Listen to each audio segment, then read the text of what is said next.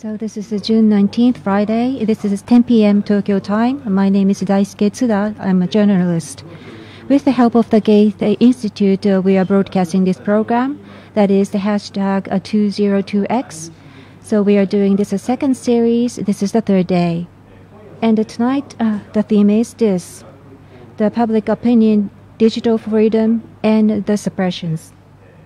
So while the social network is having a very strong power, so this is a positive side and negative side to that, but it has been becoming stronger. And with regards to this concept of a public, I think that concept itself is changing. So in the past, the public opinion has been formed by so-called mass media, including TV and newspapers, but nowadays, we are seeing this social network, which is providing information in real time, and that is leading in many areas, and that is causing some positive and negative side of the health speech and others. So what will be the public sphere and the media's role in the current era? That will be the topic that we would like to discuss today. So first, I would like to introduce tonight's guests. So first is the professor and sociologist of Tokyo University of the Arts, Professor Mori Yoshitaka. And next is the activist and the member of the Demosisto member, Mr. Wong. Hello. And third speaker is the reader of Westminster School of the Media and Communication, Ms. Anastasia Kavada. Hello. So we would like to go into the discussion. However, those three panelists are having a different positions, and probably they may have a different view in how they are seeing this social network. So first, I would like to invite each panelist to take 5 or 10 minutes in introducing themselves, as well as in the current social network, what will be the public opinion and the media's roles. How they are thinking about that is what I would like the panelists to talk about first while they are introducing themselves, so starting with Professor Mori. Hello, my name is Mori Yoshitaka. As was introduced earlier, I am working at the Tokyo University of the Arts, and I'm teaching sociology and media and culture. And my interest is how the culture media would impact the social activities. So that is the kind of the main topic that I have been discussing. I often talk about the matters in Japan, but in order to compare, I sometimes compare Japan to the Europe and America as well. And today, I am giving this theme of the public opinions, and we are in this midst of the COVID-19, so I would like to express my opinion in reference to that. Social media, digital media are very important, but when we are discussing about the public opinion, I think that the mass media have been playing a very important role, especially in Japan. The newspapers and TV have been serving a very important role, and they still are very strong. However, with this COVID-19 pandemic, I believe that their power has been seeing the ending to it. On the contrary, the social media has the very inherent power, but at the same time, they have some problem as well. So I would like to introduce some specific examples and taking about 10 minutes to share that with you. And I have a PowerPoint prepared because, so can I ask you to show that onto the screen? If I use too much of the PowerPoints, that will be like the lectures I'm giving in the university. So I'm just giving you a kind of the gist of it. So there are three incidents that I found that the TV, newspapers, and the mass media are not serving its role. The first one is NHK, the Japanese Public Broadcasting Bureau. they have featured about the BLM, Black Lives Matter, and they were using the animation to explain about the meaning of it. Because they wanted to simplify it, the message did not cross properly to the audience, and that actually gives some kind of the discrimination to the black people.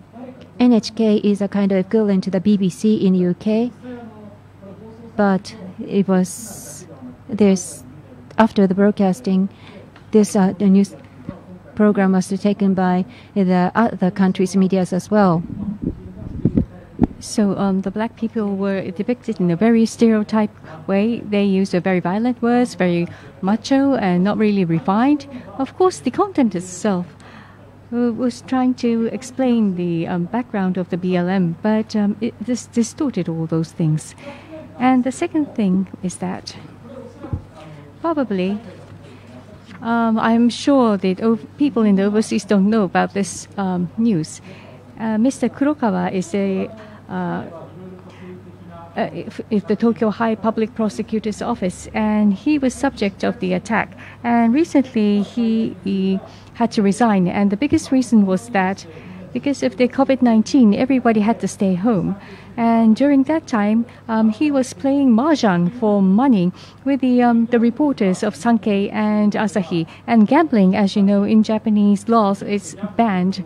I don't know if you can call it gamble, but anyway, it depends on probably the amount of money. But they played this for money, and this itself has a big problem. So the very important person in the legal Sophia, the public prosecutor's office, didn't stay home and played mahjong for money. And it's not just that problem. The reporters of Asahi and Sankei, they were ready to play mahjong with a person who had a lot of issues already. So the closeness of the media as well as the politics or the legal people, it was really problematic. And Asahi Shimbun newspaper is regarded as a liberal. Sometimes it is regarded as the leftist. And they were playing together with someone who is very close to the power, and it was very surprising. And the third thing is that a subsidy program for sustaining businesses is being provided. And if you're familiar with the Japanese news, I'm sure you know this. And there is a big PR company, Dentsu, the biggest one in Japan, is involved in this. And they undertake all the businesses and operations. As I said, I will really show how the administration is. The Abe administration is really media savvy and knows how to use the PR industry. So they have been working closely together. However, once there is an issue like COVID-19, it starts showing a lot of problems or shortcomings of the administration. And I believe that this in itself is the problems that the mass media also has. Now, the features of the Japanese mass media is like a textbook or like a lecture in the university. But these are the features of the Japanese mass media. Number one, people are very exposed to TV and newspapers for a long time. The younger people are no longer exposed to the TV, but older people or people above 50s, they watch TV, and also TV have a big impact, and also people have big trust on the TV. You may be surprised with that, but if you look at the international comparison, people have high trust on the TV. And Yomiuri, Asahi, Mainichi, Nikkei, Sankei, and also NHK, the TV. So these media group are the very limited ones, but they have been dominating the media group in Japan, and there have been no newcomers. And as a result of that, the government and the mass media of course, some pose as if they are very critical against the government. They have been having a close relationship, and also from international standard. We don't have a much high degree of freedom of exposure. In 2020, according to Reporters Without Borders, we are number 66. So almost at the bottom for the developed countries. And also the PR companies have a big impact. And it's always the Dentsu that has the biggest impact. So in this situation, the Japanese mass media is really indifferent to the international situation. Now, in this globalized world, and they have not been keeping up with the what's going on in the international arena. So probably those problems can be solved by using the social network. That's our hope, and many things are happening there. So today's topic: can the social media become the public sphere? So public sphere, according to the Habermas definition, the people with diversified backgrounds discuss in this sphere and then create a certain kind of a consensus. And mass media, like TV and newspapers, though they may have some problems, I think they are serving that functionality. However, the Twitters, Facebooks, and other social medias, how about them? Well, it is true that there are a lot of different opinions seen on that platform, but whether the consensus are formed there, we have some question mark to that. And probably rather than the consensus, we tend to see more of the conflicts. But the conflict itself is not a bad thing. Well, discussion always come along with the conflict. However, but the problem is that this conflict is not moving towards this productive direction. One thing is that a social media, that is, internet is connected to every part of the world, like this conference, London, Hong Kong, or Asia, or the Japan. Being able to have this kind of discussion, I think this is magnificent. That will be exciting, and that will bring the new opportunity. However, if you ask yourself whether all the people are having this kind of a conference, no. The people are just using the internet and social network with the people they know or with the same preferences. That's interesting thing.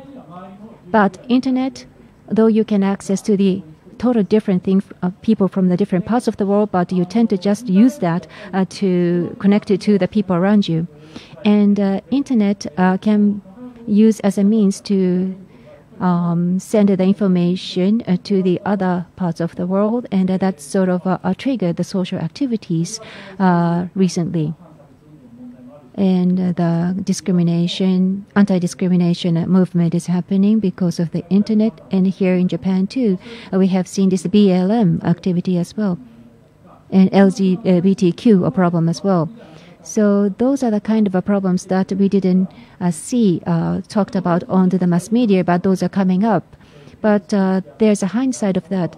The hate speech and others, those discrimination has become more stark, and that is hurting people. And sometimes they attack the people in a very violent way, and maybe they sort of corner the people to take their lives. So thinking about that, so asking yourself whether the social network can create the opposite discourse, we can say yes, but at the same time, it comes with different problems as well. But having said that, we have seen the interesting thing recently. One is using the hashtag that the High Prosecutor's Office problem that I mentioned earlier. Well, this person is forced to resign because of this mahjong that he played. However, using the hashtag, the Japanese public was able to stop the government to pass a certain law that enables the government to be flexible in extending the retirement age of this prosecutor's superintendent. Another one is that due to this coronavirus, the live music venue owners, they were suffering from this lockdown, but they are raising their voices together with the restaurant owners and other people who are suffering from this COVID-19. And another interesting thing is that the celebrities, the singers, athletes, they are using the social media network actively and sharing their opinions. For example, like a BLM, many of the athletes with the different backgrounds, they talk about their problems and opinions, and that themselves were very important. And we have started to see the similar situation happening here in Japan to that of the Western world. But the opinions raised by the celebrities was not known in the past in Japan, but they started to voice out, and those are have become the target of the criticism as well. And I would like to pose the question in closing my part. Probably post-corona or the post-COVID-19, we have to think about the social media in the post-corona era. One thing that we need to think about is that this a state of emergency kind of a thing will become new normal.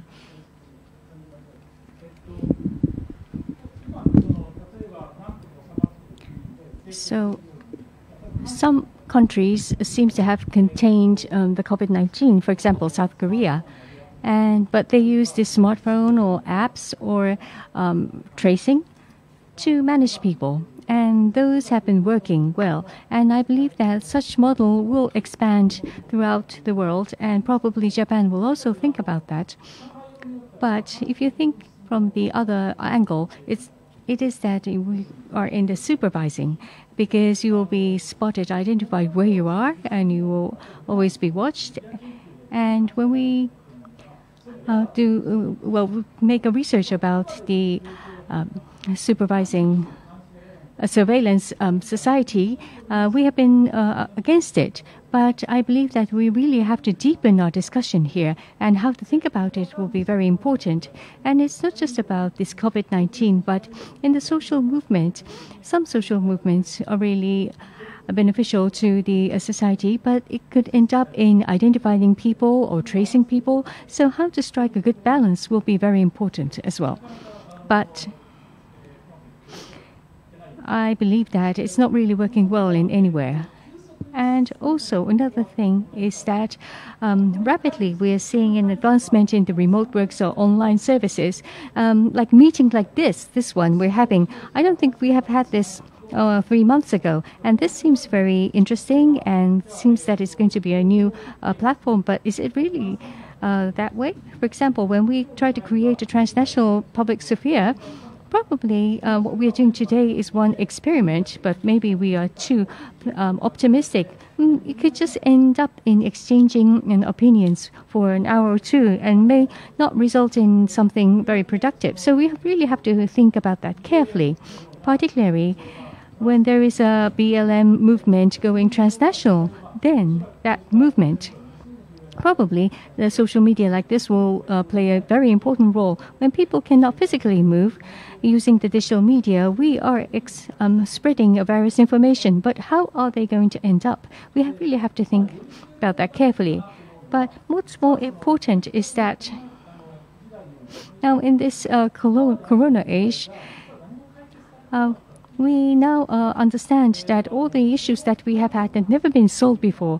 We have had the gap in the information environment, and that has been said since the beginning of the internet. But the PC has become lower, and everyone has a smartphone. So we thought that there is no longer a gap between the information. But once we do the online exchanges like this, and I also do the lectures online with the students, even amongst the students, there are big gaps. For example, some people only use the smartphones, or probably some people have no place to receive the lectures at home, or they don't have the good environment, internet environment, or probably the basis of the lives based on the occupation of the fathers or mothers, their very basis of their lives are damaged. So there's a gap, ongoing gap. So these issues have been there before the corona, but corona has exposed all these issues. Now, with the internet or digital media, are they going to solve these? But I don't think so. Maybe it could, the social media may enlarge or widen all these gaps. So I don't have any solution myself, and I become very pessimistic. But with this, I'd like to end my self-introduction. Thank you very much. Thank you very much, Mori-san. So today, it seems that you have given all the issues, raised the issues. So probably we can deepen the discussion from and later on. Now next, Kavada-san, could you introduce yourself, what you have been doing, and what you think about the issues now? Particularly, you talk about the you have been researching about the impact of the internet and the online on these public sphere. So I'd like to I'd like you to talk about that, the impact on the democracy.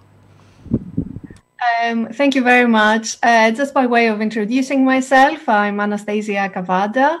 I'm a reader in media and politics at the University of Westminster, where I ran the master's degree in media campaigning and social change, where we discuss a lot of the issues that we discuss here, and where I also ran the interdisciplinary research community in arts communication and culture. My research has focused on social movements and some non-governmental organizations.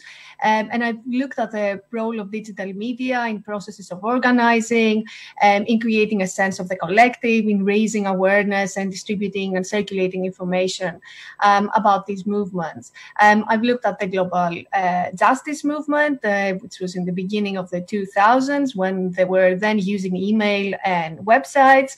I've also looked at the Occupy movement in the UK and the USA, the Greek indignant movement that was back in 2011, Nuit Debout movement in Paris in 2016, and organizations like Avaz or Amnesty International. So these are some of my case studies. And I'm very interested in the democratic implications of the use of digital media and social media in particular, when it comes to protests, when it comes to social movements. But when it comes to the coronavirus crisis, I've been doing a little bit of more work, and I've published something for a broader audience in the media platform Open Democracy, and I focused on mutual aid groups that are now springing up across the United Kingdom of neighbors trying to help each other during the crisis just by simply running errands or making friendly phone calls, going to pick up shopping. And in order, that kind of organization is happening at a very, very local micro level of the neighborhood of a specific, or even a specific street. And people are using WhatsApp in order to organize, and also Facebook. So they're using social media a lot in order to do that. So I've been interested in these new kinds of relationships that are being, and volunteering that is being created, and the political potential of that, because in a way, mutual aid points to much more horizontal relationships of trust, rather than a model of charity where you have a more hierarchical relationship.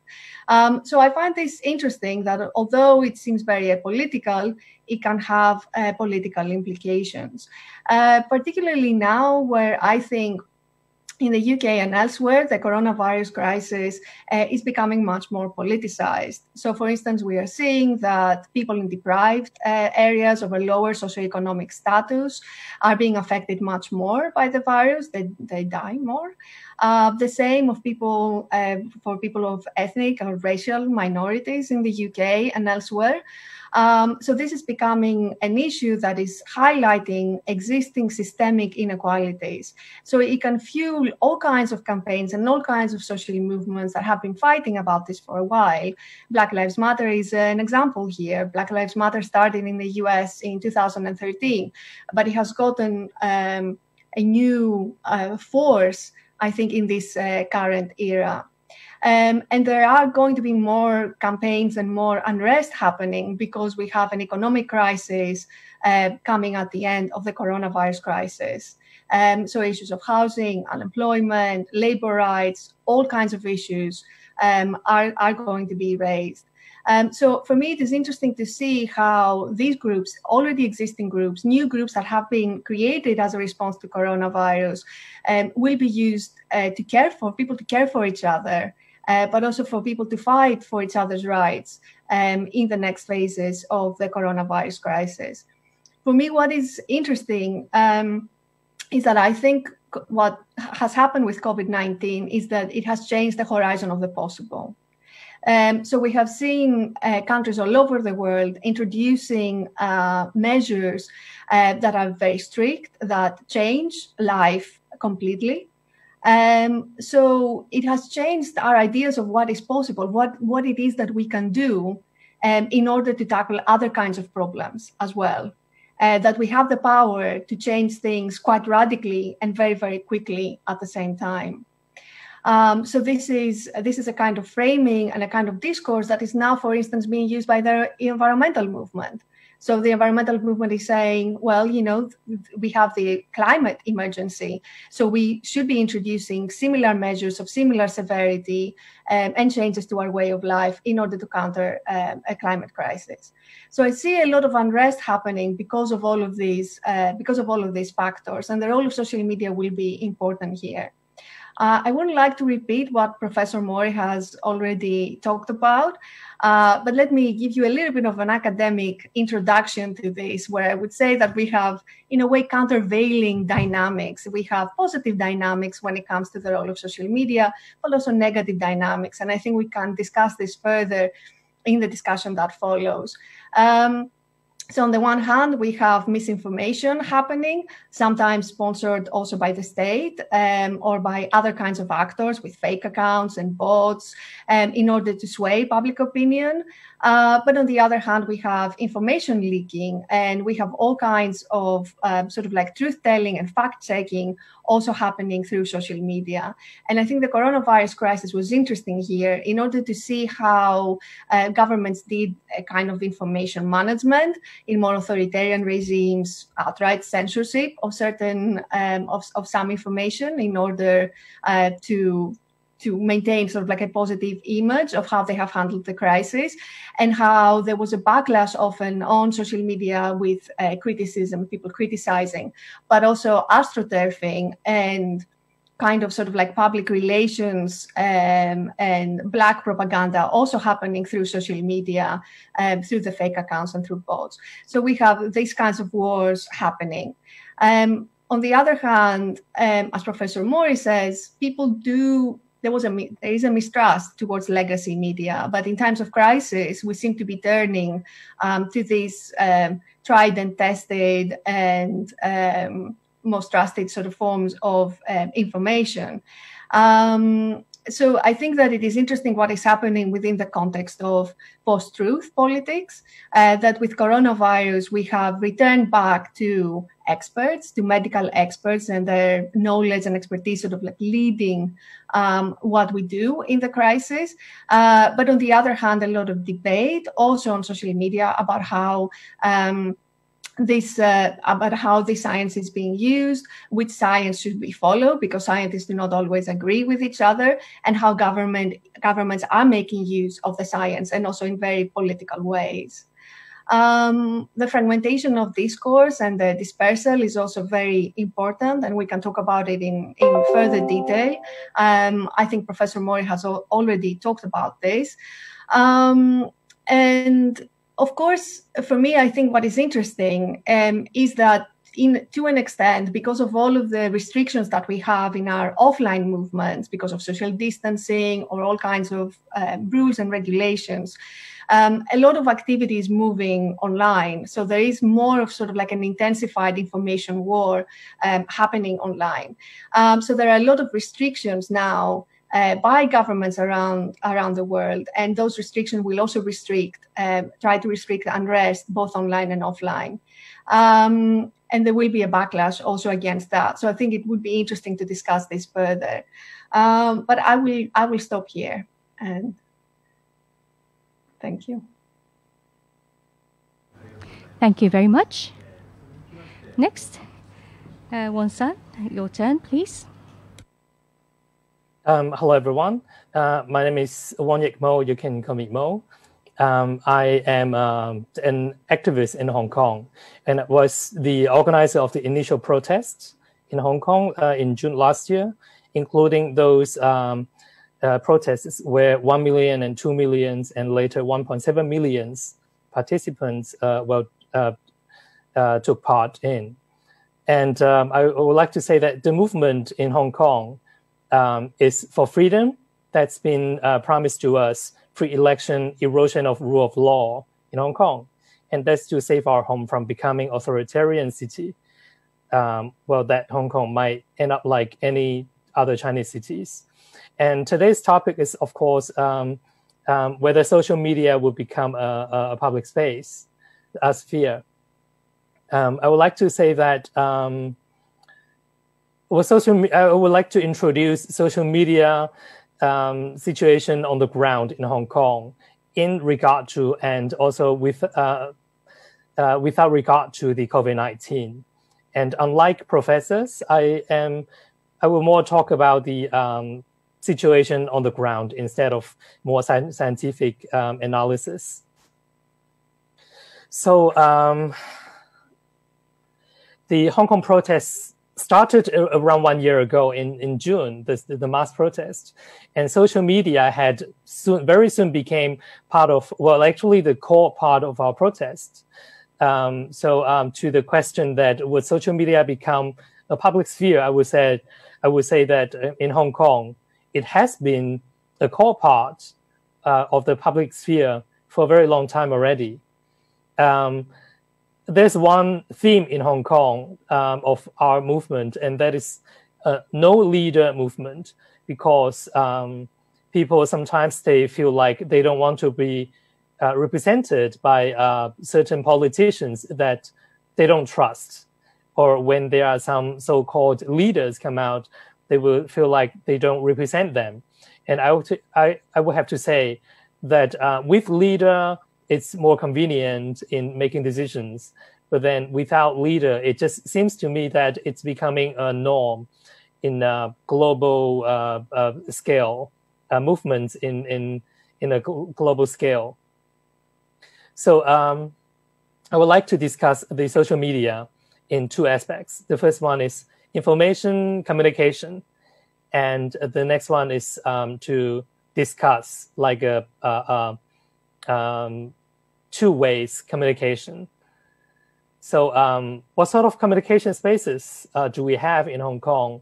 I would say Facebook Live news, for example, is very important because I think in the past there were not so many live news, like there are TV channels on the TV. But now in Hong Kong, we have many net media, and many of the journalists do live news, live streaming. Say, if you go down to the street to protest, you might see, I don't know, 40, 50, when there are really many of them, journalists making live streaming. And then, you know, with so many journalists, you can take the live streaming from different angles, go to different corners to see if there are any missing part of what has happened in the social movement. Let's say in the past, the police, when they beat people, they try to avoid cameras. And I think that's still the case last year in June. But later on, they became more blatant. They don't care, and they even beat the journalists. So, the live streaming is pretty comprehensive. And the next one I would like to introduce is Telegram channel. I don't know if many of you use Telegram. So it's more, it's like a WhatsApp.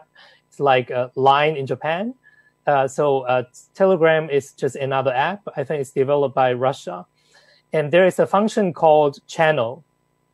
And in comparison with the Facebook Live news, it's more about written information. So people write down the important messages from the live streaming.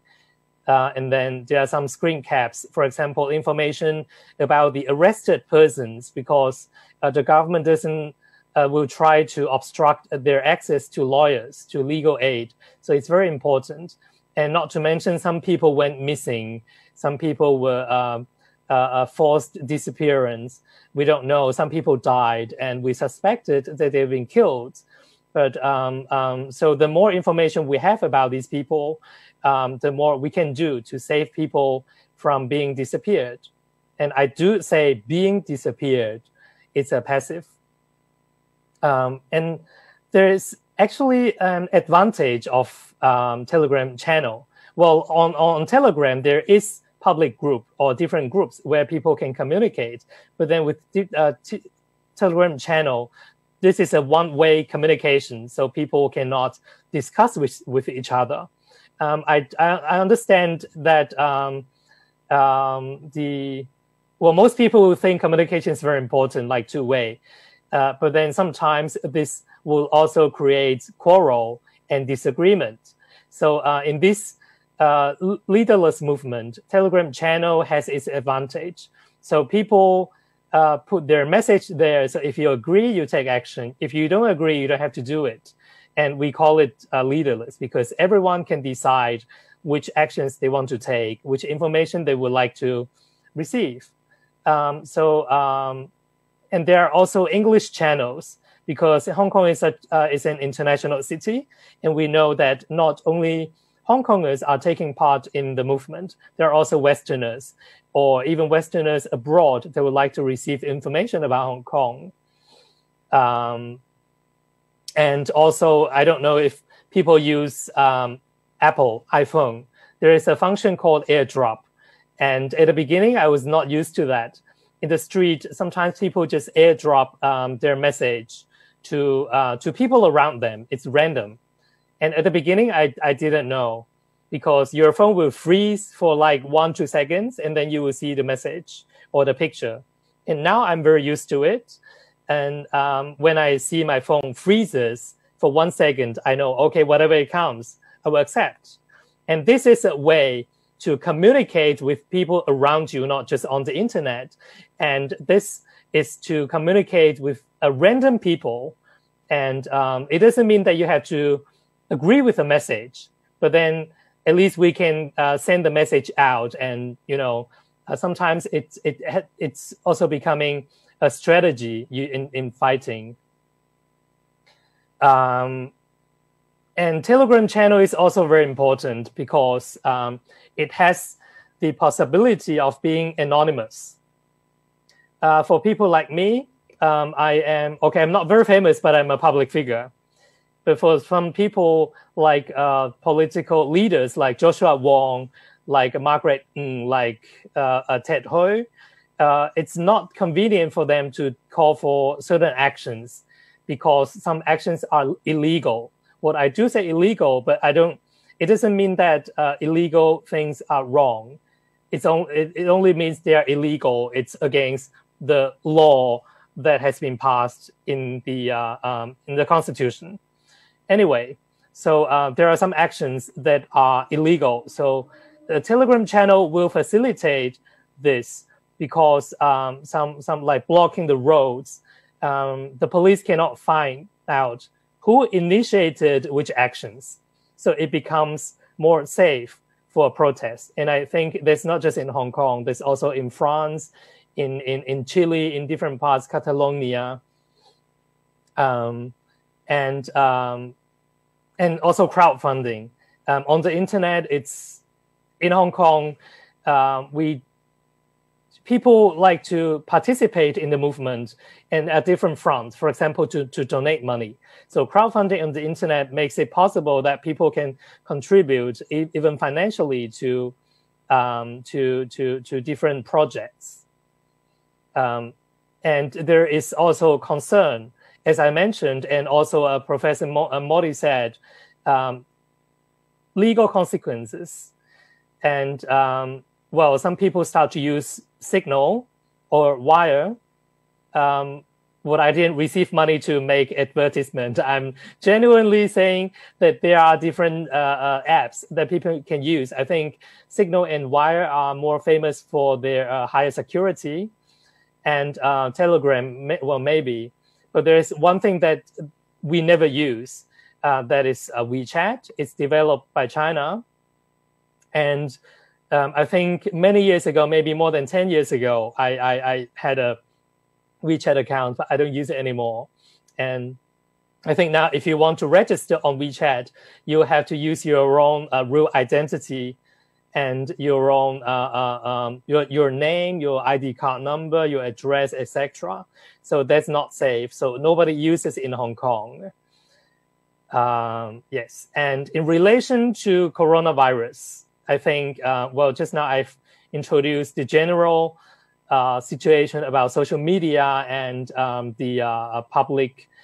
How should I say, engagement with social media, which is huge. Everybody uses social media, especially like a modern city in Hong Kong. Coronavirus in Hong Kong,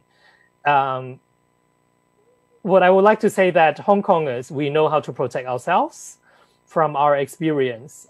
In 2003, there's a SARS, SARS and COVID-19 related. In Hong Kongers, we are the first people in the whole planet to warn the whole world that another kind of SARS is coming.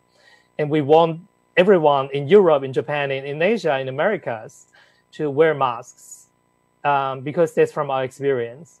The only reason why Hong Kong has been doing pretty well in combating COVID-19, or we call it Wuhan pneumonia, is because we don't trust the government and because we don't trust China. And the government's measure is not to protect us. It's only to crack down on social movements.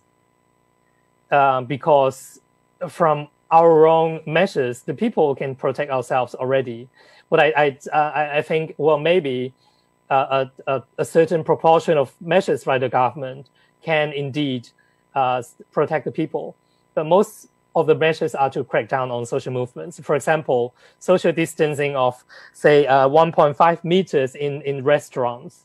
That's to, in Hong Kong, we have some restaurants, we call them yellow, and some we call them blue. Well, yellow is the color of the protest. So these restaurants, they support the movement. And blue restaurants, they support the government. And sometimes they support the police to beat people and to tell the police to kill protesters, and they call us cockroaches. So there are double standards in measuring 1.5 meters in different kind of restaurants. So it's on their discretion to decide to interpret the law. And social distancing, there were ban on assembly in the public spaces. 8 people, well, up to 8 people, they will be illegal. And, well, it might sound reasonable to people like in Europe because, well, of the disaster, you can understand. But in Hong Kong, it's actually a means to crack down on people because police, they simply gather people. So you and you and you come here, squat on the wall. And these people don't know each other until they have 8 people. The police will say, okay, so why do you gather here? And then they give them fine them around, I think, 2,000 Hong Kong dollars. And when people argue, no, I don't know these people, the police will say, well, when I say you do, you do. It's like I'm the law. So all these measures are to crack down on people. I believe everybody knows the Tiananmen Square massacre on June 4th. And the vigil happens every year in Hong Kong. And only this year, the 31st year, it has been the first time in history that the vigil in Hong Kong has been banned because of social distancing. Well, there is an online vigil organized by the organizer. Of course, there is controversy because sometimes some people say that they should organize a real vigil anyway. But then I think the organizer used online platform to organize this online vigil because many people cannot take the risk of being legally challenged. So there is an online vigil. So I think that's how Hong Kongers used social media to continue the social movement, even under this circumstance of COVID-19. But then I think people are not satisfied with social media. I mean, for Hong Kongers, social media is a tool. It's not a space. So we are not happy. We're not satisfied of meeting online. So most people, for many months already, they did not protest in the street. And well, sorry, now I don't remember when, but around 1 month ago, people started to gather again in the streets. So still in Victoria Park, people do go to the vigil, and you can see people very smartly having distance 1.5 meters apart from each other. So Hong Kongers, I think they are very smart. Sorry, I just like to introduce the new measure of the government on COVID-19. So the new social distancing measure is to ban 50 people gathering in public space. 50. And that is the number of, let's say, illegal assembly in Hong Kong. And there is no limit of meetings indoor. I mean, indoor is more risky, right? But then the government bans public gathering outdoors instead of indoors. And Ocean Park and Disneyland in Hong Kong reopened. And it's okay to go there. I mean, so there is critique that what if people go there on the same purpose? You know, legal terms, what is public gathering? It's when people go somewhere with the same purpose. And the government says it's okay.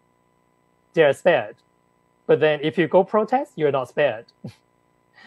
And the deadline is July 2nd. There's after the July 1st demonstration of every year. But then what do we do during the time of COVID-19 when it was a high time and people could not go out to the streets? I don't know if you know, but there's a game called Family Crossing on Nintendo. I think it's even a Japanese developed game. So people play that game, and when it was really popular, and people even protested on the Animal Crossing. There are, I think, there are some self-made arts, you know, to protest, to deliver the message, and I think that is a way to protest, because China banned the game. In China, what I'm not saying we deliberately try to make China ban the game, but then we delivered the message that China is such an authoritarian regime that even one single game can get on their nerves, can be banned in China. I mean, it's just a game. What's the big deal? But that is China. And regarding my work, because as what I'm I'm an activist, I now focus on international lobbying.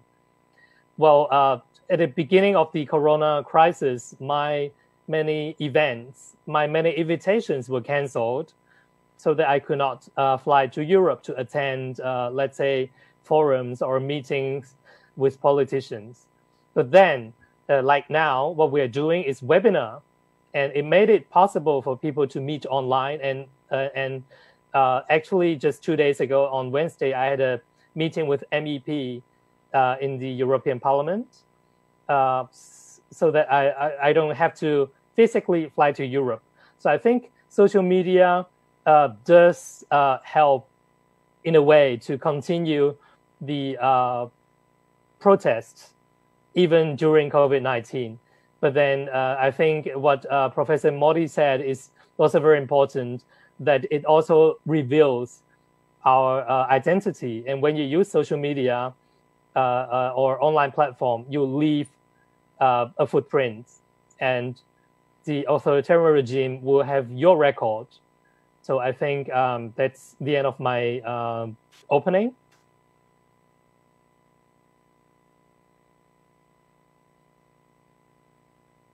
Thank you very much. Thank you very much for your very real experience on ground. So I would like to start the discussion from now on. Now, listening to our three guests, one thing that became clear, I would like to confirm this as a condition. Now, media, the word media, and communication. So when we talk about media, we tend to think about the newspapers or TV. And there is a unilateral movement of information flow. But particularly, if we're talking about the internet, there is a two-way interaction. And SNS, social media, the big theme today, very interactive. But at the same time, they send out information, so they can be used for both platforms. It's a platform that you can use for both ways.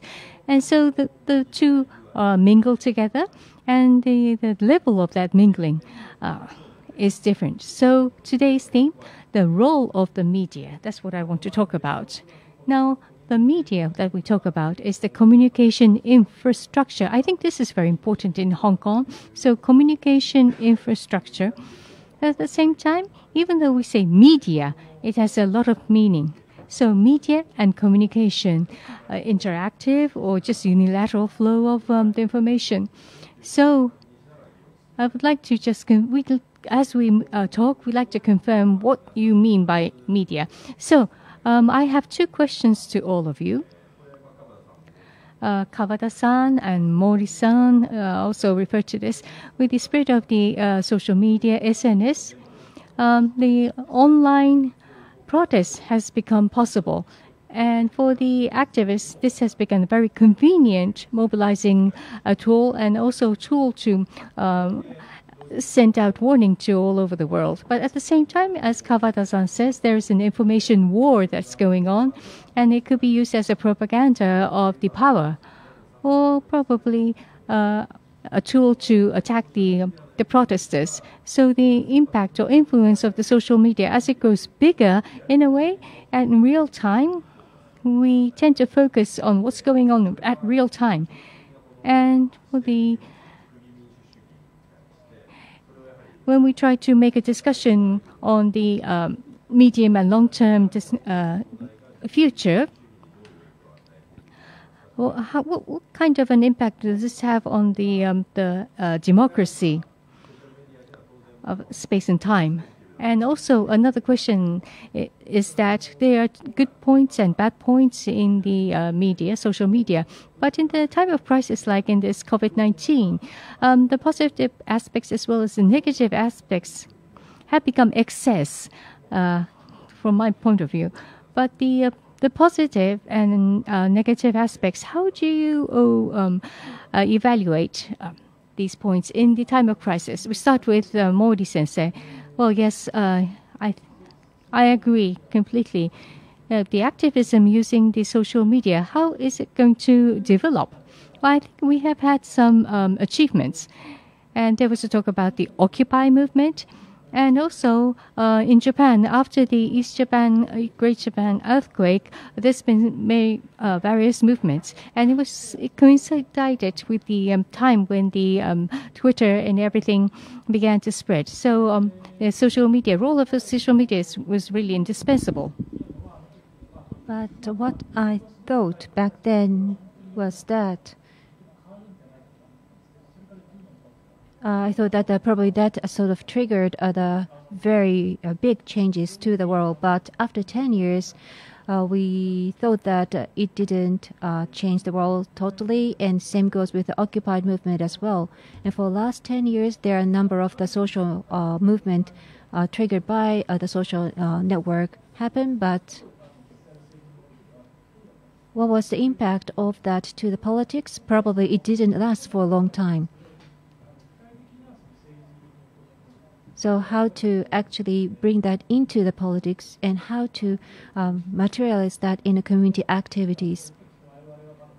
So probably we haven't learned how we can use the social network to the politics of community activities. So at the moment, we haven't been able to make a full use of the social network as a tool.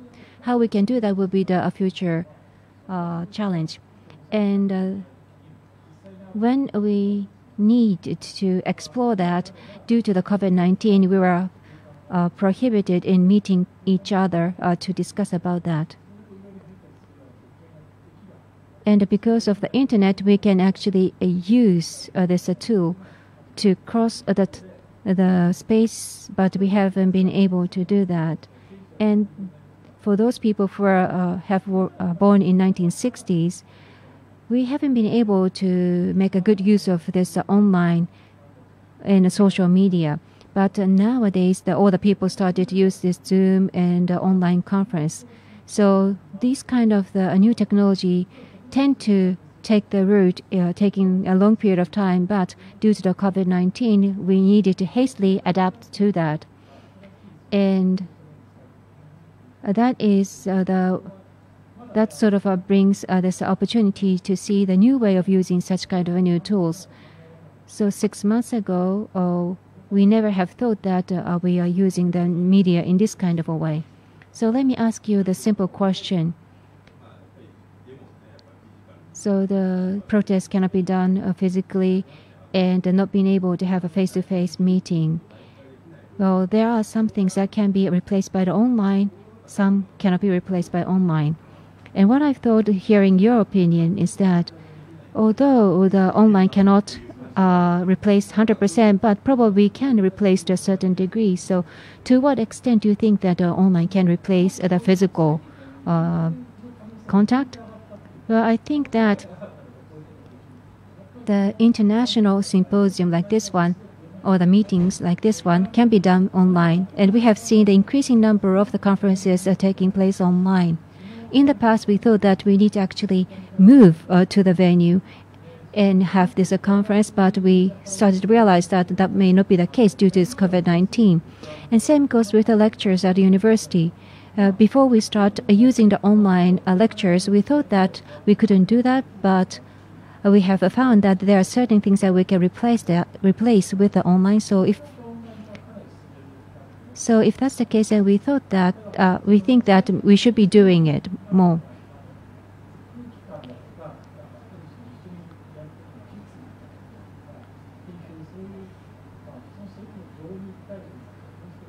But at the same time, we need to have a physical contact if we want to bring about the emotions amongst the people.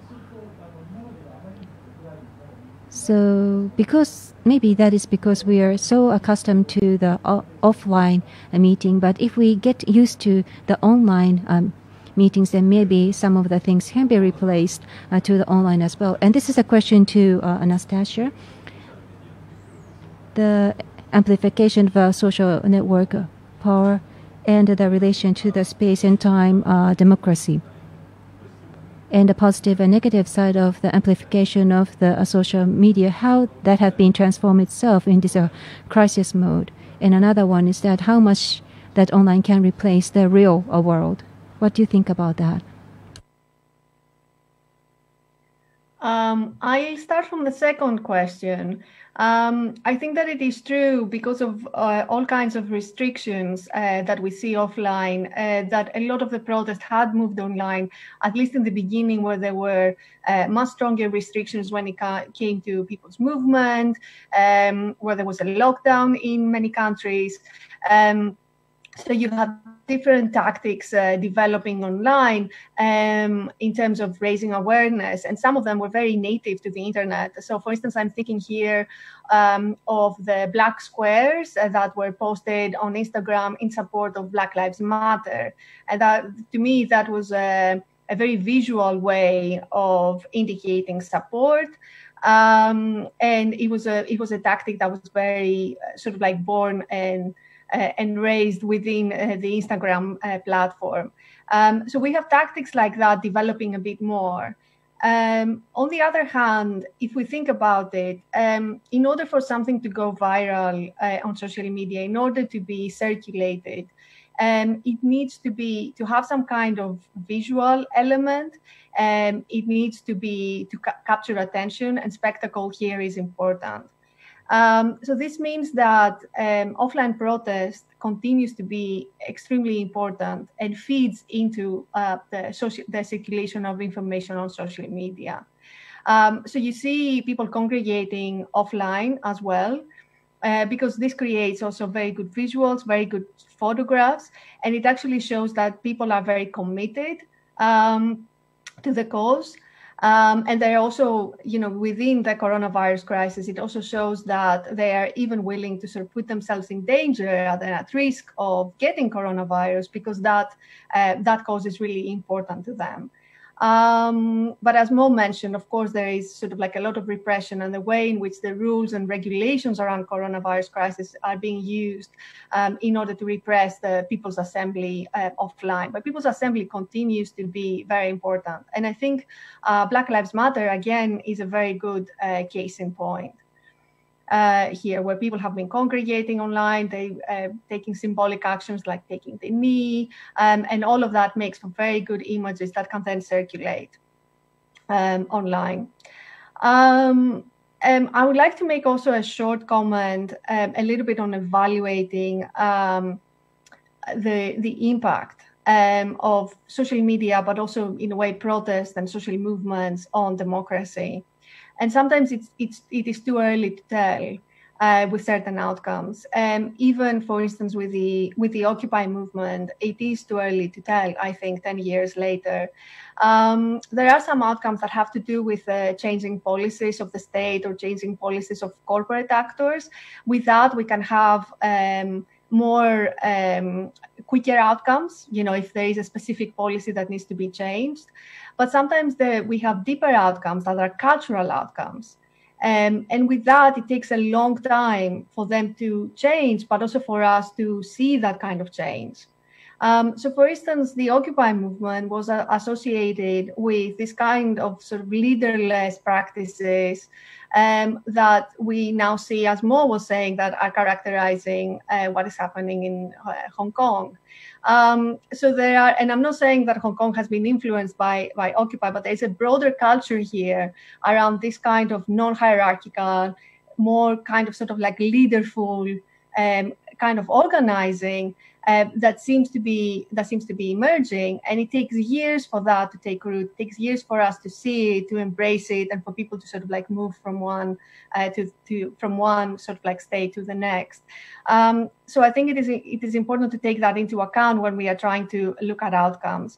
And for me, one kind of outcome is also digital infrastructures.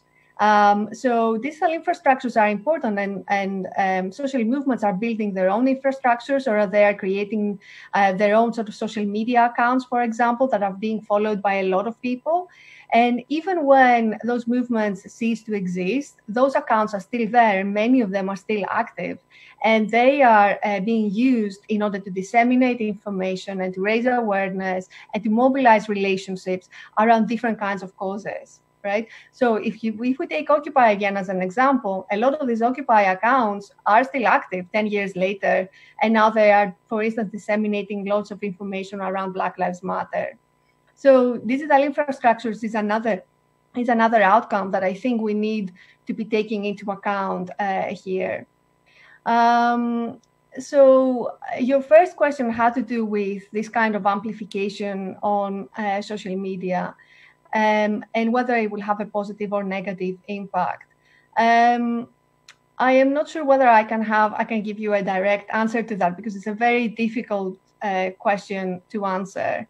So that kind of amplification can lead to a lot of noise, to a lot of information overload, and at times it makes people switch off from the information being circulated on social media. But on the other hand, social media have become a space where alternative information is being circulated. So on the other hand, that amplification is then good, because it means that people can express alternative opinions, but they can also come together around common feelings of anger over, for instance, how the coronavirus crisis has been handled. So it is an outlet for all of these kinds of emotions that are also very strong and intense in a period of crisis like the coronavirus crisis, where a lot of us are experiencing sort of like all kinds of stresses and tensions and all kinds of frustrations. So amplification works, I think, in different ways here. It's very difficult to say whether in the end it will have a positive outcome or a negative outcome. And this is where I think activism and social movements come in, progressive social movements, because this is a struggle and we don't know what the outcome is going to be. So it is important to be part of that struggle. There is an opening here, and there is an opportunity. There's a window of opportunity to change things. So social media can be used towards that direction, but there will be a struggle.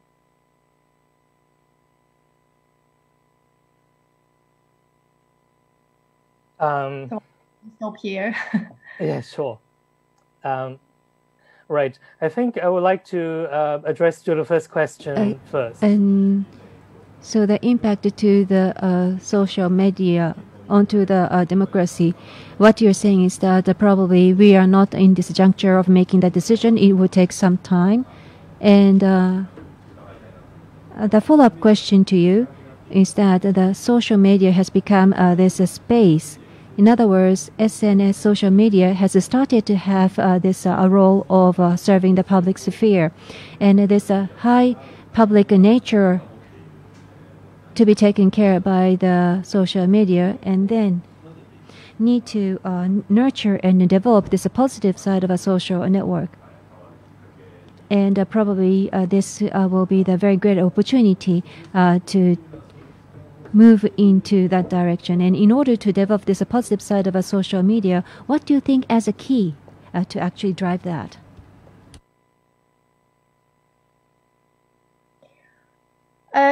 I think there are various issues here. And for me, one key here has to do with processes of information and misinformation and censorship. And this is a very difficult issue because on the one hand, you want to stop the kind of misinformation that is being circulated about the crisis and about Corona. But that may lead to greater powers of censorship of governments and also platforms themselves in terms of like censoring radical material. So for me, this is a struggle here that we need to. But also, I think there is a broader discussion that we've been having, but we need to strengthen and discuss even more around the power that these platforms have, the relationships that they have with governments, and how they're sharing data, issues of surveillance here and all of that, and how they can serve the public good. Because most of these platforms that we are talking about, they are corporate platforms. The main issue there is to make a profit. And they have found themselves playing a role in democratic processes, but they were not built for that purpose. So if you were to use sort of like a Facebook page, and we're using Facebook pages in activism, Facebook pages are not built for activism. They are built for brand management. That is the main point. So these are not platforms that are designed for activism. So there is sort of like a lot of discussion that needs to happen around regulation. How do you stop misinformation? There is a lot of discussion to happen around how the algorithm work, and whether and to what extent they need to be transparent in how they are playing with the algorithm, because this means that this affects the kinds of information that is made available to you. And also what happens with issues of surveillance and data. So I think these are all frontiers where any kind of progressive movement needs to be fighting about. So there is one question that has to do with how do we use internet and social media to fight about our causes. But there is also the question of how social media themselves are an object of struggle. And in any kind of struggle at the moment, we also need to be struggling about also how we regulate social media. So I'm not sure whether I've given you a very direct answer, but I think we need to be sort of pushing around all of these issues.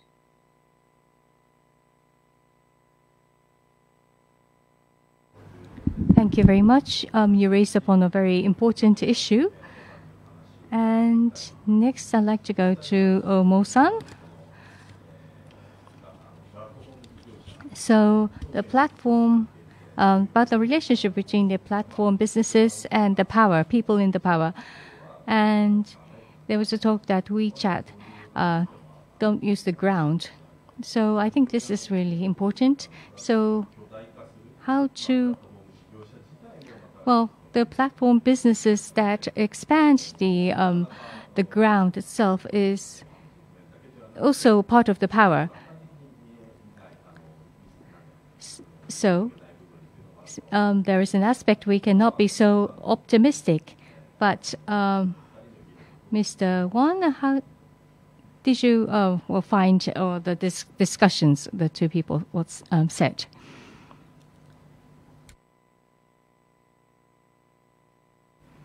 Wong-san? Yes. Yes. Sorry, I'm watching the real time. Right. I think WeChat is, of course, the ultimate example of controlling of social media.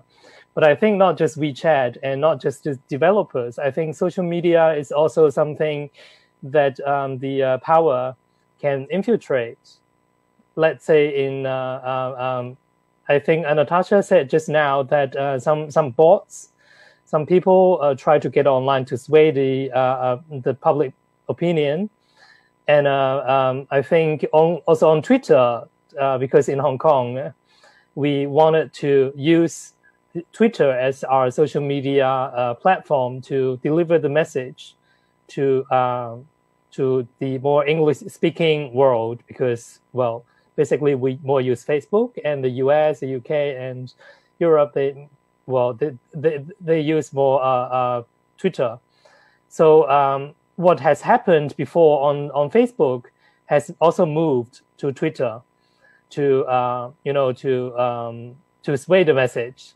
And also, I think the Foreign Ministry of China, the foreign minister or the spokesperson of the foreign ministry, and also some ambassadors, they also start to utilize social media, especially on Twitter. Well, I think the very famous one is in Sweden. The ambassador is very vocal, very mouthy about China's great power over Sweden as a small country.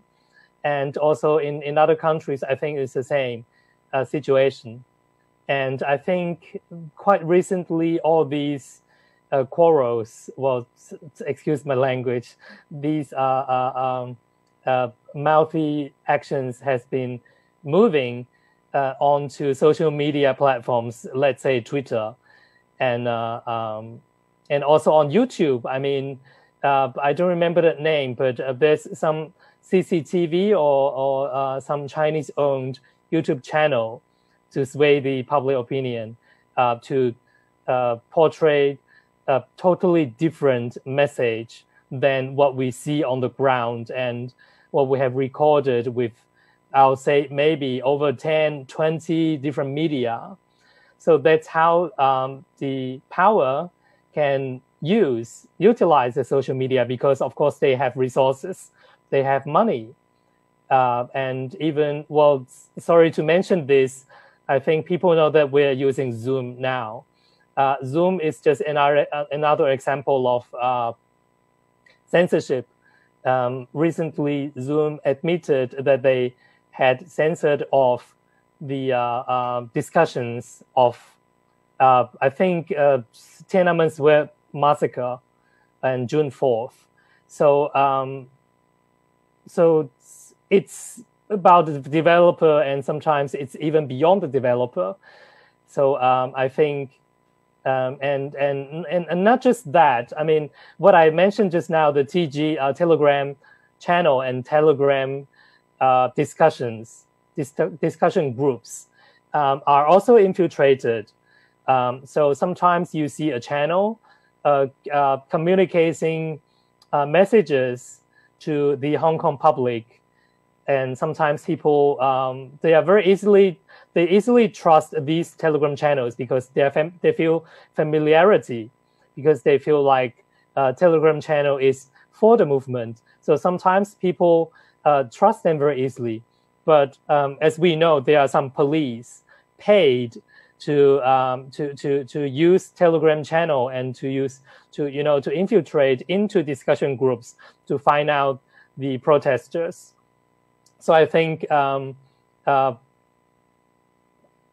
it's the same to real life protests, when you don't know people around you are friends or foes. But then I think it's only easier to manipulate everything online, especially when the power has technology and resources.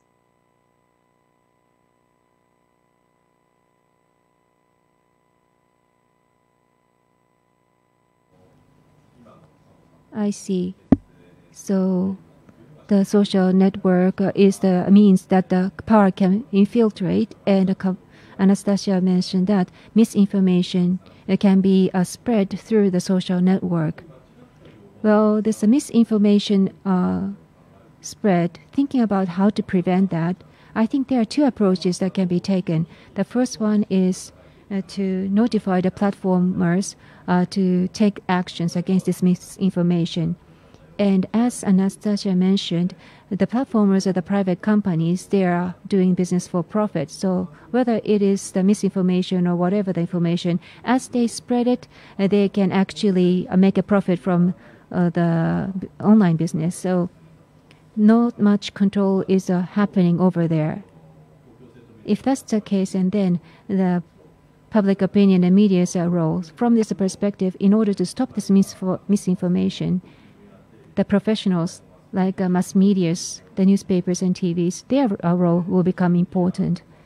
Social media has become more stronger than the mass media, but maybe how the role of the mass media will change going forward. In order for them to survive, what kind of strategy are they need to take?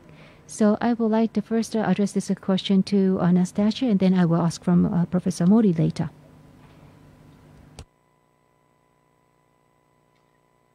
Thank you. So I think that the mass media are in a difficult position in many respects. They are in an economic crisis because they have seen advertising revenues falling for the last few years with a move to the online. We've seen that with newspapers, the advertising online is not as profitable as paper advertising. So we've seen sort of a crisis that has affected the legacy media and has affected investigative journalism as well. So I cannot see how this crisis is going to end, because with coronavirus, I think it is going to become worse in many respects. On the other hand, coronavirus has shown the importance of the media and the importance to have good quality media and good quality information and transparency, and media that are critiquing the government about what it's doing. So it has shown the value of that. And I think what we will see is more discussion about how the media can work in the public interest and what this means in the social media era. There are already discussions about that in the UK in particular in relation to the BBC. But I think more discussion will need to happen about the role of alternative media and of media working in the public interest. So I'll leave it at that. I have a follow-up question to you. You mentioned about the BBC. So thinking about the UK mass media, we should not forget about this newspaper Guardian. To the certain time, they were suffering from the economic financial state, but they moved over to digital, and also they asked for the donation online. And then nowadays, the Guardian's economic state has improved. I have seen that in news. So that in itself, I think, is a very good news. But that kind of a change have changed the positioning of the Guardian in the UK. So I think in a way the Guardian is a little bit of an exception in the sense of making that model work. And the Guardian has it's very popular outside the UK, and it's serving sort of a broader audience. So they have been able to work with this model. and it remains to be seen how COVID-19 is going to affect the profitability of the Guardian moving forwards. So yes, there have been some successes of sort of like alternative business models in a way working, but I think the general trend remains that the mass media is ailing. And when it comes to the BBC in the UK, now there are a lot of discussions around the license fee, and there were sort of plans afoot to change how much people pay for the license fee. For some, this is considered as an attack on the BBC, which had, to sort of restructure as well. I think that COVID-19 does present a challenge and a threat to the economics of the media, to having sustainable media in the public interest. But I would like us to reframe the discussion, and I think it's part of activism to do that. And I think an activism here is to reframe the discussion not about the profitability of the media, but about the democratic role of the media. So this is what we need to prioritize, I think. Are the media playing the role that they should be playing in a democracy, and how can we support them to do that? Not whether media are profitable. This is not the first question I think that we should be asking. So I think we need to be reframing the discussion here.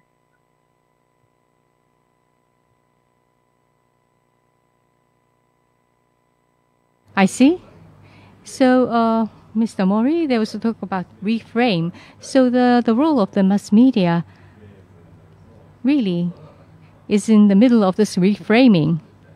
Now, in this time of crisis, the role of mass media, how do you think it will change? Well, I think I should take up from what's been discussed. So the harbor mass and the publicness. And so it seems that from saloon and cafe, the mass media has moved. Now, for the 20th century, it started out with the newspaper, and then it moved on to television, and they played the role of publicness and played a certain role, and I believe that still remains. Such journalistic know-how, I believe that remains in NHK in Japan and BBC in UK. And why Guardian remained in UK? It's because they have a know-how as a journalist. So that's why overseas people can now read the Guardian, and I read Guardian.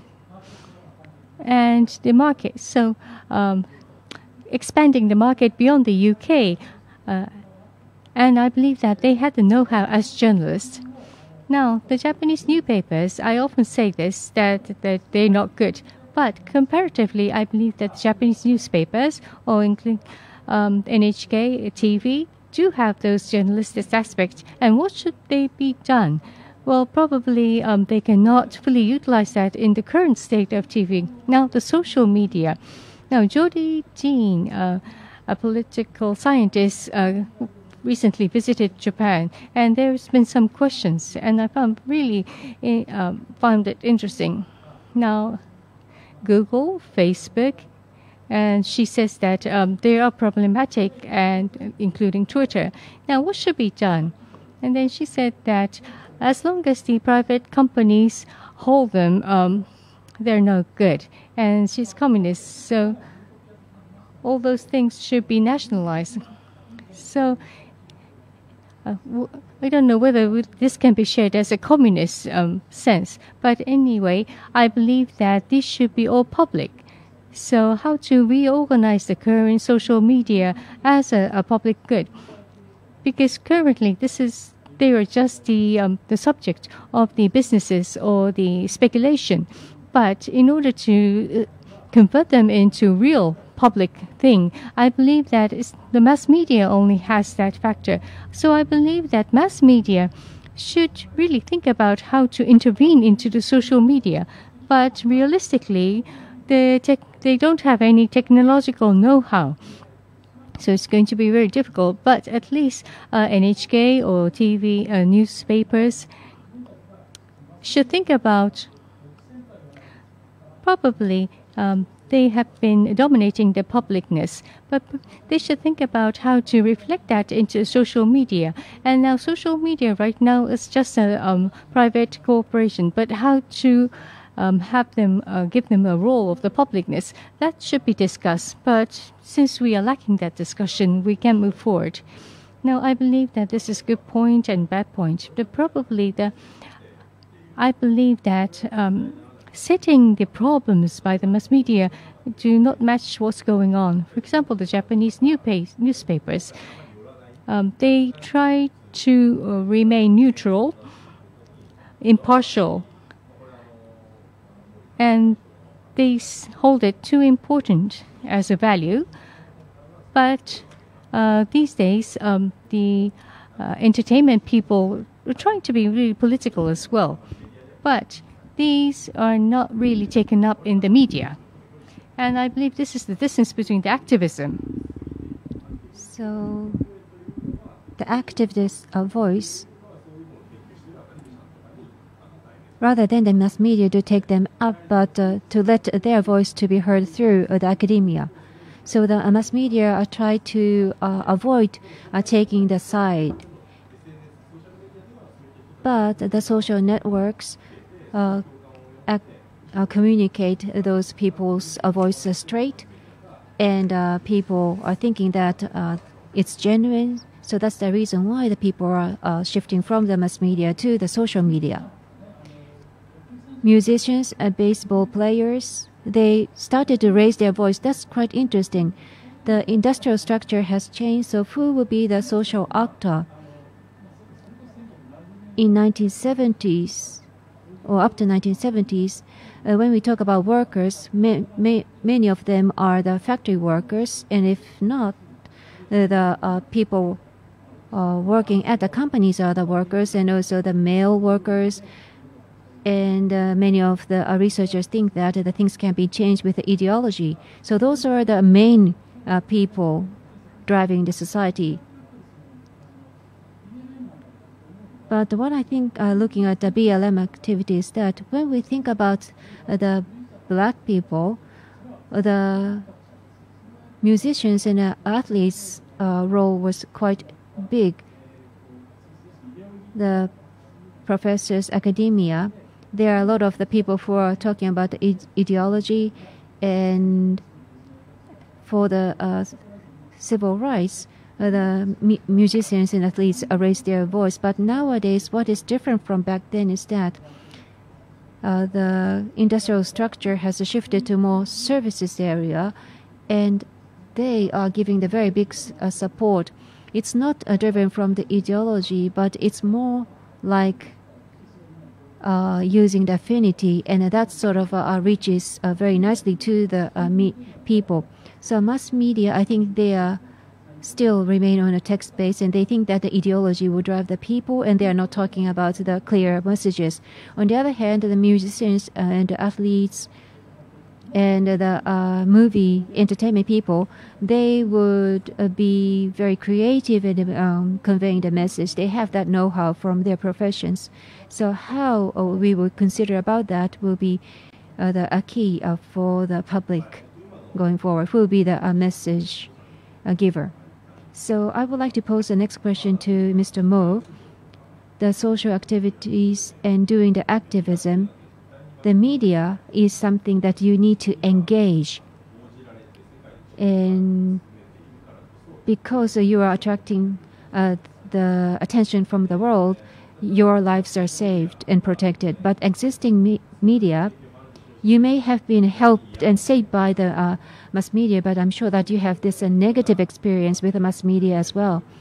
So nowadays, the media situation is changing, and you can actually think about the message, and you can send a message through the social media. So because of that, you may think that you don't need to depend on the mass media, which you cannot control. I presume that that kind of thinking is there amongst the activists. So what do you think about the distance that you would like to have with the media?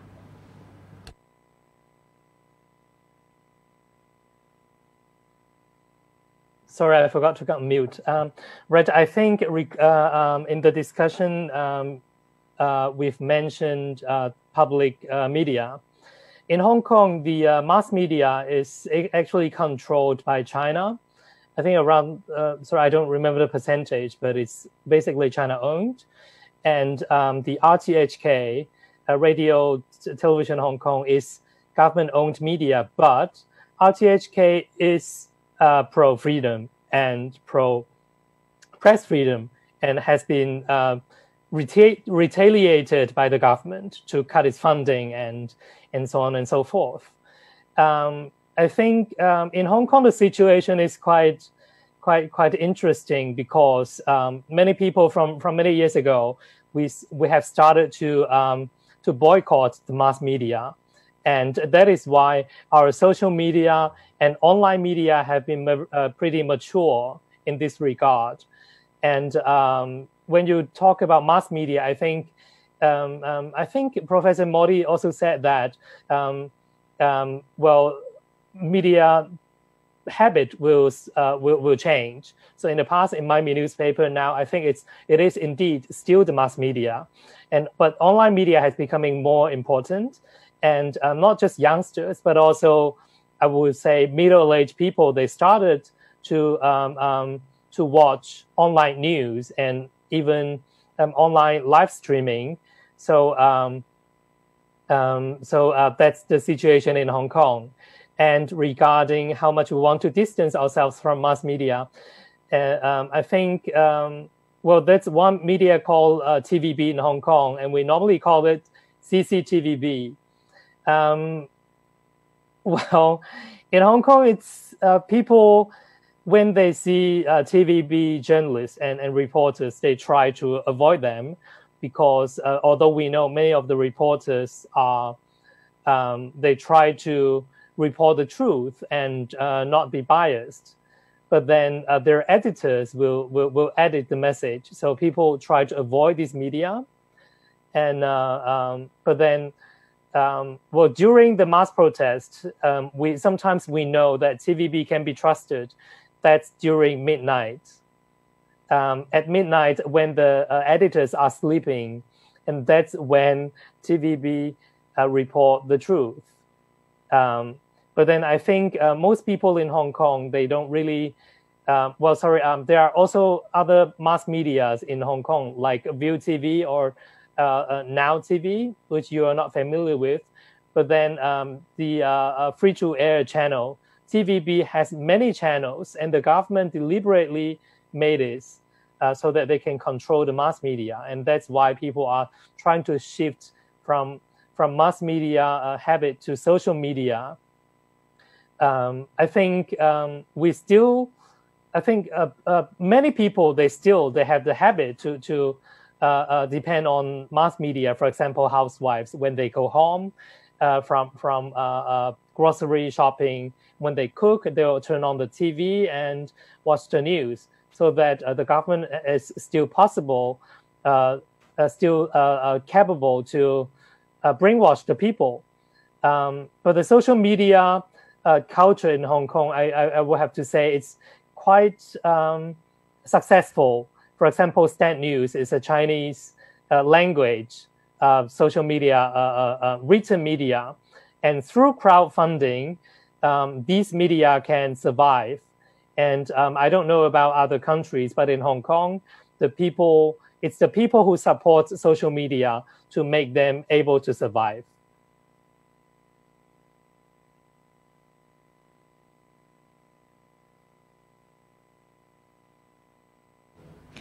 Mori-san, while listening to Wong-san, I think there's some hope in what he said. In Japan, the social media is regarded as the civil media and supported by the people and being launched as an alternative media. And it's been said like for the past decade or two, and there's been lots of trials and errors. But yes, very interesting things have happened. But doing that on the platform level, if we can do that on the civilian level, I think we can expect more changes. So by whom the net media is supported? So unlike the traditional newspapers, If the net media is supported by the civilians, well, I believe that the Hong Kong's example is really interesting. But this ends up to the public opinion suppression. So it ends up on, so what is the thing that people feel in publicness? So mass media will not go away readily, but internet will also stay, and Google, Facebook, I think will remain for the next 20, 30 years. So when we think about that, so the publicness was just fractured and just floating in the air. So everyone try to, well, it's really getting difficult for people to believe in one publicness, same publicness. And if that happens, standing on the same ground and discuss on the same level and come up with a decision will be very difficult. But what can we do to reframe this or reorganize this? I know it's a really difficult question. Yes, just as you said, it's been really fragmented, what we share. But anyway, we have to share because we have to live together. And of course, we cannot agree on everything, but we cannot avoid that. So we should live together on the premise that we don't agree with each other. So how we can create a platform for that? So in that case, I think that the social digital network is very suited for that, not for the newspapers or the TV. With the digital media, that enable the different people to live on the same ground. That NHK's Black Lives Matter, that and bias animation that I've mentioned, what is lacking from there is that here in Japan, the black people are living in here, and also there are many of the Westerners who would watch that animation. The NHK or the people who are creating that animation did not pay attention to that. They only thought that the average Japanese people are the only ones who see that animation.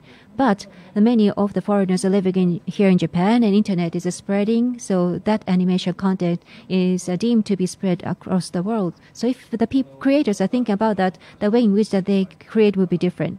So this is a question to Anastasia. So earlier I mentioned about the BLM. Do you think this will be a kind of the one kind of the event, or do you think this will be the continuous activities? So in case of civil rights active movement, maybe this is related to the today's theme, but Professor Mori created the Turkish Twitches at Twitter and the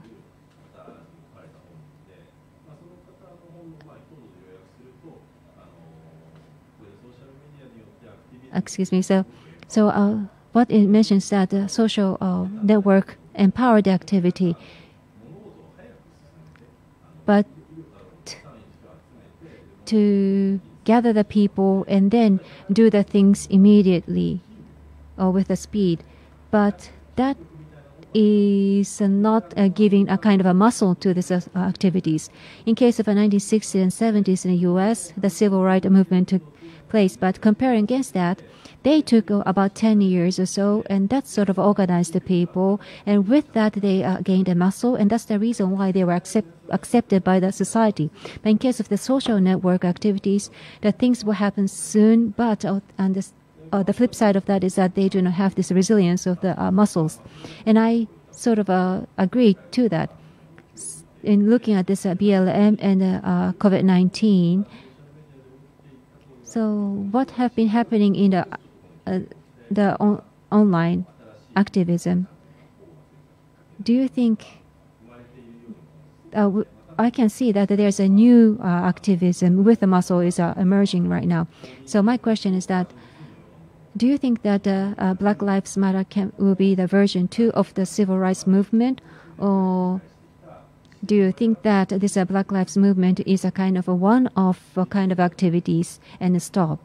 What do you think, Anastasia? I think, and I guess it's also, I want to believe that this is not just a one-off. And the reason I'm saying that, I mean, I think you're right to suggest that sometimes what we have with current social movements is that information spreads really quickly through social media.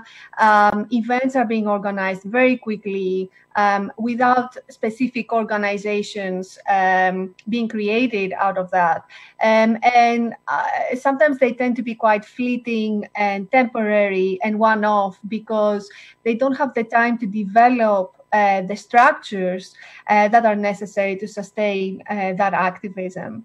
But this is, I think, not the case, particularly with Black Lives Matter, because Black Lives Matter has been active since 2013.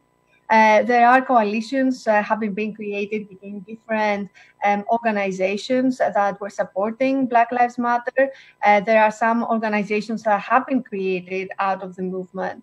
So I think there is, in a way, an organizational backbone that is already available there to help sustain the movement further down the line. I think what the coronavirus crisis offered is another opening and an opportunity in public discourse to then connect Black Lives Matter with coronavirus and with broader issues that have to do, like in the UK, we have connected it to colonialism and to the colonial past of the UK and a kind of reckoning that needs to happen when it comes to the role of the United Kingdom in slavery. So it has led to sort of much broader and in-depth discussions around reforming society. What I also think is what perhaps gives me hope here is that we see a lot of young people entering the field in terms of organizing, and that we also see, so at least in the United States, we saw Black Lives Matter events being organized in very small towns in the middle of nowhere sometimes, and that were predominantly white. So I think it's when an issue spills over and it's no longer an issue that is only an issue of the Black community, but it is an issue of our society, the fact that we have a part of our population that is oppressed in this way. So I think that creates a broader opening for more structural change, because we consider it to be a societal problem where all of us, particularly white people, should be actively anti-racist. So there was sort of like, I think, a change in the whole discourse about how this is a societal problem. So I think we are seeing. Something that is going to remain. And because the coronavirus crisis is affecting disproportionately people of a lower socioeconomic status and people who belong to sort of certain races and racial minorities in certain countries, I think this will not go away.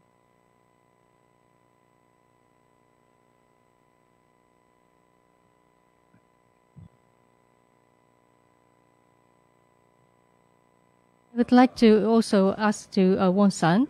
Yes, this Black Lives Matter is being reported all over the world, and this is being sympathized all over the world and spreading all over the world. And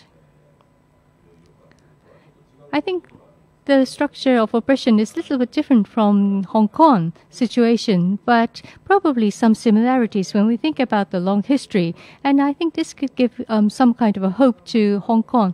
But looking from your viewpoint, Wong-san, how do you view this Black Lives Matter? Right. I think it's a tough question. Well, of course, I support the suppressed people, and in this case, of course, the Black people, and they have a very long history of being suppressed. What I think the situation in the United States is quite different from that in Hong Kong. As we see, I think the way that the U.S. government and also local governments handle the protests will be different. Of course, there is also police violence, which we do not agree. And well, the start is that one person died. But then we also see, sorry, I don't remember which state or which town, but there are city councils that call for the dismissal of the police, and the that has been what Hong Kongers we have been asking for. It's not because we don't trust police as the function; it's because there is a problem in the police. So we want reform. So dismissing, we want the police to dismiss and then to have a reform, and to have a whole new a system in the police, and the police officers who used violence against protesters, they have consequences.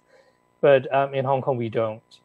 The government, and especially the central government, is utilizing the police as a military or paramilitary to crack down on people. I mean, and it's totally different in the United States and in Hong Kong. I mean, the whole scale, like how they burned the shopping mall. Okay, I'm not commenting I agree or do not agree. I'm only saying that in Hong Kong, we don't normally do these things, and we don't have guns. In the United States, they have the freedom to have guns, and of course there are regulations. But in Hong Kong, if we even talk about having guns to fight against the police, we will be seeing as as a crime of criminal of like weapon trafficking, and so I mean the whole scale is very different. And of course, I do hope that the Black people, the suppressed people, will have their justice. But in Hong Kong, I think it's totally different. Well, comparison is always good, but by comparison, we can see the situations are totally different. And in Hong Kong, it's getting more difficult, especially when the national security law has been announced by China and probably promulgated very soon. So now our hope is to have international support by different countries to put pressure on China to have a hold on this law that will certainly harm the rule of law in Hong Kong. And by saying this myself now might be considered conspiracy with foreign forces, to have a foreign intervention in domestic affairs. And I don't know how many years I might be put to jail. I don't know, 10 years, 20 years, and maybe even bring to China to face the trial there. We don't know yet. And that is why we are so concerned. So I don't know if I answer your question, but that's the situation in Hong Kong. So the situation in US and situation in Hong Kong, I didn't want to say that they are similar, but I take your opinion as a serious perspective. But to try and seek the commonality between Hong Kong and US, one thing I can say is that how the police are dealing with the protesters are quite similar between US and Hong Kong. BLM and Hong Kong issues. As an issue, I have been interviewing people and studying about that. I started to realize that the people's mistrust on the policemen, I think that was the trigger in this movement. And I think that is a commonality between those two regions. And the policemen's behavior, in the past, mass media did not take this up. But nowadays, all the people are having these smartphones and use the social network, and they get this information and actually and spread that information, and that make the people to know what is happening there. But that was not covered by mass media. But thanks to the social network, the new changes and different changes are happening. And I think in itself will make the changes as how we can sort of pressure the policemen. So, Professor Mori, what do you think about their opinions? Those are very interesting. For last 2 to 3 years, I often went to China for studying the digital media. And the reason why I went there is because they are using the totally different model from US. The Google, Twitter, Facebook cannot be used in China. So they are similar to US, but they have created a totally different network in China. And the nation state is having a very strong control over the media there, but still the people there are using it for different purposes, and different types of the civil activities happening in China, different from US. That's interesting. So how we are going to confront the police? Well, in case of the US, they are confronting in a certain way, but that cannot happen in China. But they are doing more creatively, differently to try and make a protest. So COVID-19, that is the event that make the people to collaborate in it in dealing with the same crisis. So the U.S. and China and Europe, South Korea, and Japan, each they are learning from each other in terms of the tackling of COVID-19. And similarly, the nation state can learn from each other as how they are dealing with the civil movement, how to use the social network and online. I think what is happening in China is quite interesting, but at the same time, there is a unique thing about the U.S. and Europe, so probably China can learn from that as well. So, Mr. Mo, do you have any feedback to what you have heard from myself and Professor Mori? Well, yes, I think you pointed out very clearly that, well, with social media and smartphones, it's of course possible to record what has been happening to the protesters and the police. And I think there is the similarity that we share.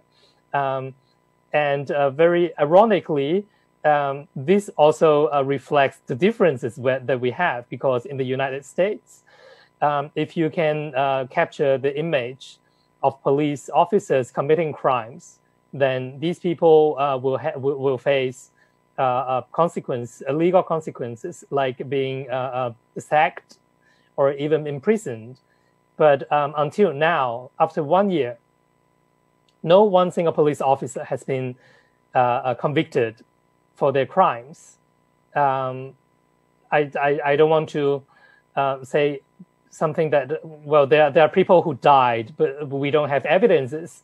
But then clearly from the social media, we can see, very brutal police violence, or even, they go to female toilet, public toilet, male police officers entering public female toilet to use pepper spray and use violence against female journalists for, I think it was 1 hour, and no legal consequence.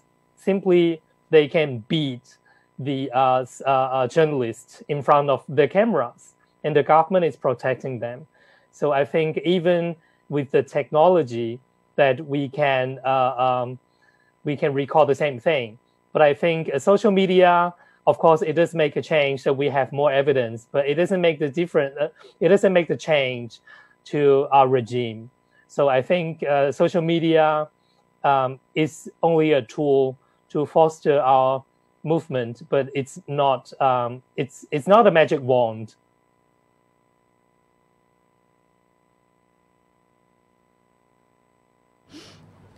Anastasia, how did you hear what Wong-san said? I mean, I agree. And I think sometimes we think that transparency is going to solve all of the problems, that once we have information about something and we see it happening, it's going to solve the problem because now we know the truth about it. But sometimes the truth that we get to learn by watching all of this and then seeing police people who have been accused not actually going to prison or facing consequences. The truth has to do with the regime itself, and that we need much deeper change of political institutions and legal institutions in order for change to happen and democracy to be strengthened. So now that we know, now what? And sometimes I think it might lead to a greater sort of like fall in trust in public institutions, which can lead to change, or it can just lead to sort of to conflict with an inability to change deeply what is going on. In the US, actually, I'd just like to mention that what has been found to have made a difference when it comes to police brutality has been the wearing of cameras, so body cameras by the police themselves. So it has been shown to have made a difference in how the police behaves. And live streaming, again, can also help with that, as already mentioned by Mo, because you have sort of like the live broadcasting of what is happening. So sometimes it does act as a kind of disciplining mechanism. But we need broader change, because we know that these things happen, and we have known for a while. So I think it's a broader question about how we change our political and legal institutions.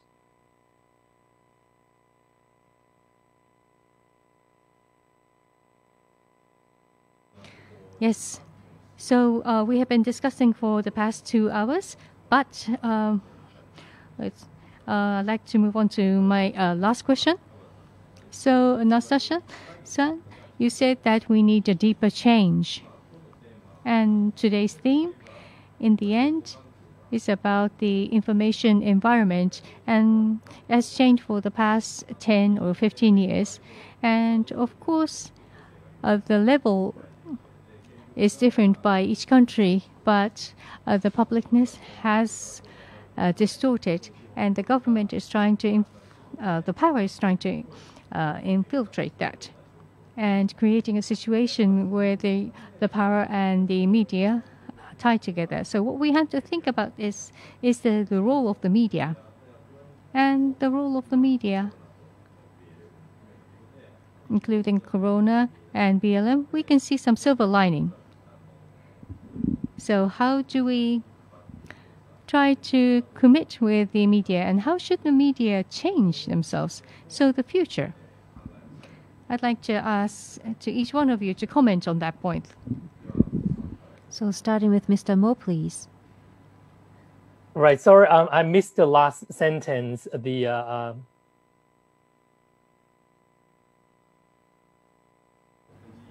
So what is your perspective about the future media? So in relation to this changing publicness, what kind of media's role is there? How the media's role is going to change? How important would that be? And how each of us need to proactively engage with the media? What's your opinion on that? Right. I think social media is definitely expanding, but then we should not underestimate the power, because the power, of course, they want to regain control of the mass media. Well, that's for sure. They want to control the public opinion. So I think when social media, for example, in Hong Kong has shifted to social media, this is not the destination. We should not stop here. And for example, when the moderator asked what we should continue to do, I think it's to continue to engage to social media, for example, to watch them, because I think every click rate will count to their ads. And of course, public crowdfunding, for example, this is what we as civilians should do, because if we want to have the service, this is the price. I mean, if not donating money, at least you should click on their news or on their links or live streaming. to support them. Support is very important because these social media outlets are very vulnerable. Once once the users lose their enthusiasm in using them, they will die. They are not like the power. The power, they are waiting and waiting until we become weak. And that's when they can revenge. I will use the word revenge. So something that we should not stop is we shouldn't stop supporting them. We should continue supporting them. And only by doing so are we in the position to decide what kind of a media that we want to have.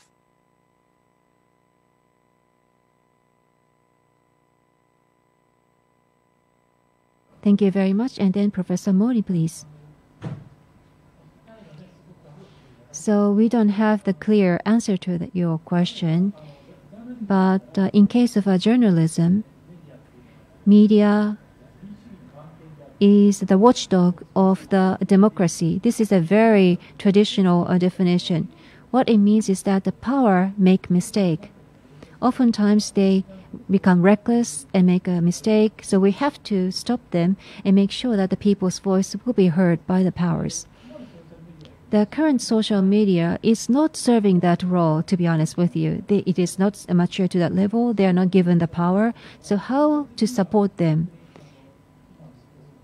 Economically, as we have been hearing from Mr. Mo, what are how the people can support them? We have to think about that seriously. And we have many social media companies, and many of them are the multinational companies or the US companies. So how are we going to turn them into more public companies? Or at least how we can democratize them, how we can make them more closer to the people. That's something that we need to think about as well, and we have to work on the platformers to turn themselves into such kind of a nature. But anyway, the environment is quite tough, so we have to change the environment while avoiding to end up in a very bad situation. And lastly, Anastasia, can I have your last word? I agree with the other two speakers. 二人と私も同じような意見です。I agree with the other two speakers, and I think it is important to think about the role of the media and how the media can serve the public interest. So we can think of different media structures that are much more cooperative, that are supported by the people rather than through advertising. Crowdfunding is a mechanism that has been mentioned so far, so we need to think much more creatively. And I think that here we need to think about mostly sort of like alternative and progressive media, because there are alternative media that are not progressive as well that can gain from that. And how do we do that rather than social media in general? Because social media mostly run by big corporations. So there are other questions here around how we can tax social media companies in different countries, because as we know, social media companies are not really paying a lot of taxes in relation to the money that they seem to be making. So there are other ideas there around how taxation can actually help in order to then take that money and reinforce media working in the public interest. So there are different ways, and the other way might be regulation, but also what people do, and media literacy. Media literacy is the last one that I think is very important when it comes to misinformation. So rethinking business models, taxation, regulation, but also media literacy. Knowing what role we play, being able to understand the information that is being circulated, and also, supporting, as Mo said, with our clicks and with our money, the good media.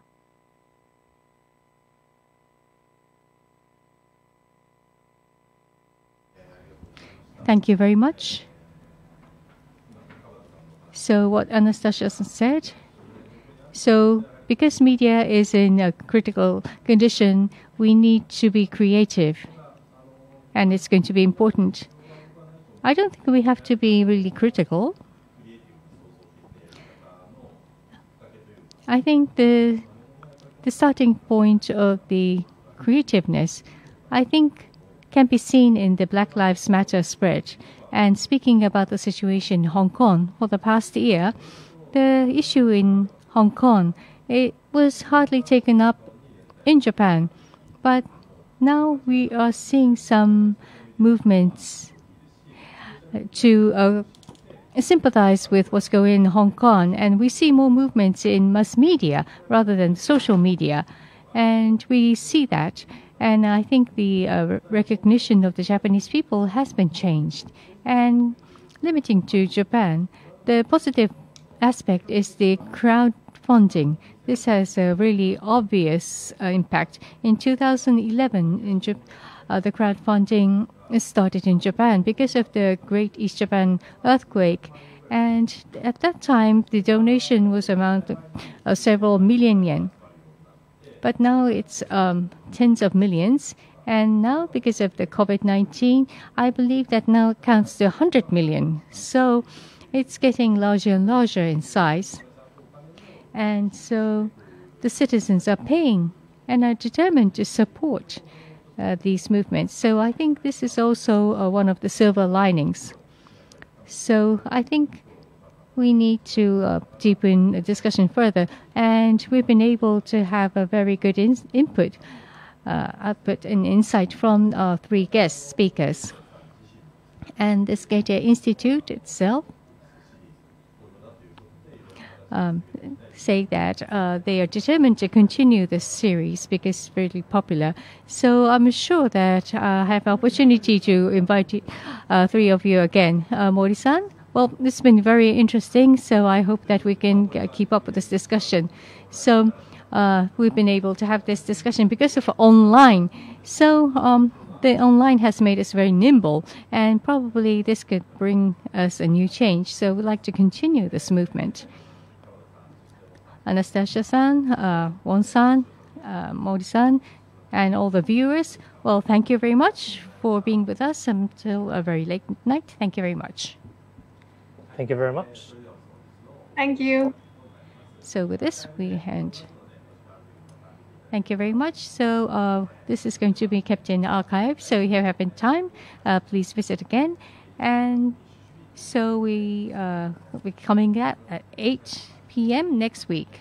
And this will be the last of this series. So thank you very much. Bye-bye.